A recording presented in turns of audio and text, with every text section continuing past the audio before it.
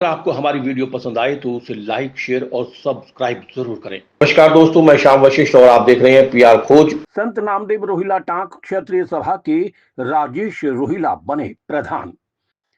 संत Namdev Rohilla tank सभा देवनगर के अगले 3 वर्ष के लिए नए प्रधान का चुनाव घोषित किया गया। चुनाव अधिकारी नरेंद्र पवार ने रोहिला टांक धर्मशाला में आयोजित बैठक में नए प्रधान पद के लिए निर्विरोध चुने जाने की घोषणा की, जिसमें राजेश रोहिला को प्रधान नियुक्त किया गया। नवनियुक्त प्रधान राजेश रोहिला ने अपनी नई कार्यकारिणी में पूर्व कार्यकारिणी के सदस्यों को यथा स्थिति में रखा। अगर भविष्य में कार्यकारिणी में सुधार और बदलाव की जरूरत महसूस हुई तो इसमें योग्यता अनुसार संशोधित किया जा सकता है। नवनियुक्त प्रधान राजेश रोहिला ने सभी सदस्यों का धन्यवाद करते हुए कहा कि रोहिला टांक सभा हमेशा समाज कल्याण के कार्यों में अग्रणीय रही है। आगे भी हमेशा समाज हित के कार्यों को प्राथमिकता देते हुए आगे बढ़ने का भरसक प्रयास किया जाएगा। नवनियुक्त प्रधान राजेश रोहिला ने कहा कि सभी सदस्यों से मिलकर समाज हित के कार्यों को प्राथमिकता देंगे, जो संपूर्ण समाज में एकता की भावना को जागृत करेंगे। उल्लेखनीय है कि राजेश रोहिला किसी पहचान की मोहताज नहीं है। वे स्वर्गीय मास्टर मुनीराम रोहिला के सुपुत्र हैं, जिन्होंने समाज को आगे बढ़ाने में अहम योगदान दिया है, जिनके द्वारा पिछले 28 वर्षों से समाज कल्याण परिषद रोहट के नाम से एक संस्था की स्थापना की गई थी, जो आज भी समाज हित में सुचारू रूप से निरंतर कार्य कर रही है, जिसके वर्तमान में राजेश रोहिला संरक्षक हैं।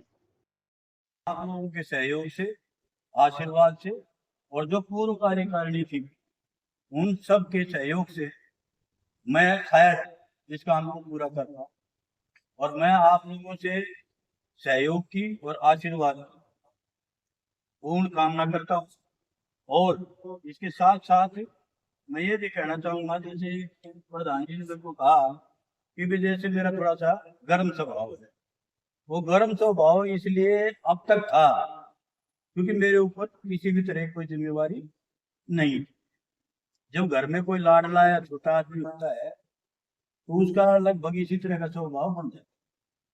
लेकिन जब घर में कोई जिम्मेवारी आ जाती है, समाज कोई जिम्मेवारी देता है, तो पूरी चीजें सहयोग से और जो पूर्व में की गई अल्हड़पन के लोग या गुस्सा के उसको नियंत्रित करने की कोशिश की अभी तक।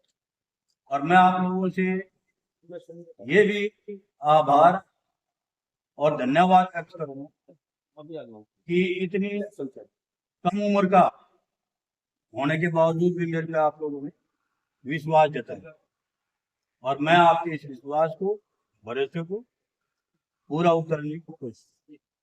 उन्होंने हमारा कॉन्स्टिट्यूशन बनाया था, उन्होंने 3 मूल मंत्र बताए अपने से, उनको नाम दिया मूल मंत्र। नंबर 1 क्या है? शिक्षित होना। ध्यान से सुनो भाई। डॉक्टर भीमराव अंबेडकर ने हमारे कॉन्स्टिट्यूशन के निर्माता जो थे, उन्होंने 3 मूल मंत्र बताए वैश्विक समाज के लिए। कौन कौन से? नंबर 1 शिक्षित होना, नंबर 2 संगठित होना, नंबर 3 संघर्ष करना। शिक्षित होना और संगठित होना तो भाई ये तो दो मूल मंत्र तो अडॉप्ट करने चाहिए हमें।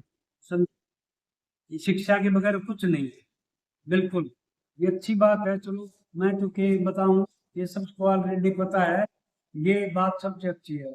और संगठित होना, समाज में भाई, परिवार में हो चाहे समाज में हो चाहे अपनी कॉलोनी में हो, उसमें हो, संगठित रहना चाहिए। ये अच्छी बात है। और मैं ज्यादा नहीं कहूँगा। सबके नमस्कार। पीआर खोज के लिए रणबीर रोहिला के साथ श्याम वशिष्ठ।